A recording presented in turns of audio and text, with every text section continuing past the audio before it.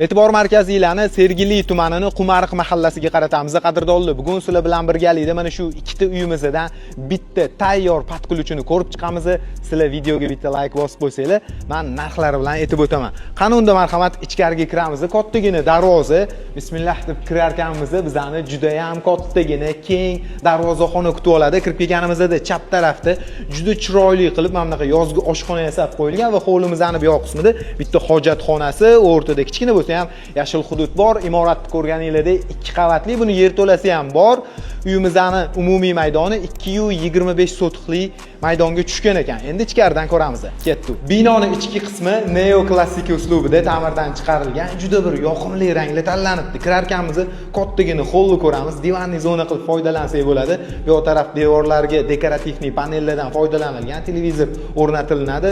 Endi hol orqali birinchi ko'radigan xonamizni marhamat ayollarimiz uchun mo'ljallangan kattagina yorqin oshxonasi bo'ladi. Xo'p, bu tarafdan mehmonlarimiz uchun mo'ljallangan mehmonxonani ko'ramiz. Mana shunaqa ko'rinishda. Uyimizning orqa tarafida havo aylanishiga kichkinagina joy qoldirilgan. Bu tarafda ham dekor panellardan foydalanilgan. Bu tarafdan zinalarimiz bizani yerto'laga olib tushadi. Yerto'lada ham katta-katta ikkita xona qilingan ekan. Uyimizning eng asosiy isitish tizimlari mana shu yerda joylashtirilgan.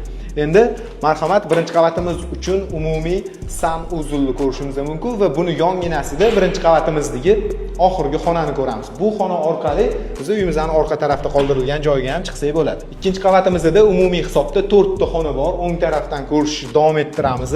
Marhamat, ikkinchi qavatimizdagi bu birinchi yotoqxona. Buni endi bolalar uchun yotoqxona qilib bersak bo'ladi. Buni yonginasida ikkinchi xona o'zini ichida sanuzullar bilan birgalikda bo'lsa, mana bu yerda kattagina xona qaraylik. Bu endi ota-onalar uchun mo'ljallangan xona. Bemalol garderoblarni ham joylashtirib olsa bo'lar ekan. Zinadan chiqdik, chap tarafga o'tamiz.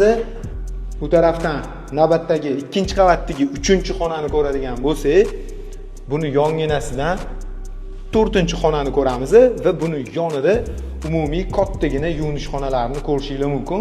Mana shunaqa ko'rinishda.